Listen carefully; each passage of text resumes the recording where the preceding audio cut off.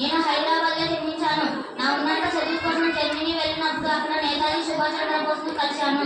అక్కడ ఆయన ఉపన్యాసాలు విన్నాను.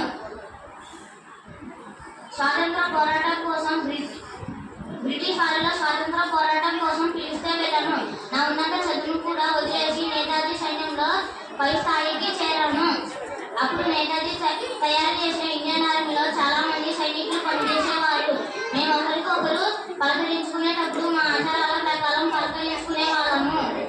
పంజాబ్ వాళ్ళు శాస్త్రీయంగా, ముస్లిం వాళ్ళ అస్లాంలకు వాళ్ళను తిలారి బర్కతును అని పలకరించుకునే వాళ్ళు. అది గమనించిన మా నేతాజీ గారు మా అందరికీ ఒక నినాదం ఉండాలని అన్నారు. ముందు నేను హలో అని నినాదం పెడితే ఆయనకు అది నచ్చలేదు. తర్వాత నేను జై హిందుస్థానీ అని పేరు చెప్పాను. ఆయనకు అది చాలా ఇష్టపడి ఆ సందర్భంలో ఆయన కోరికతో జై హింద్ నినాదం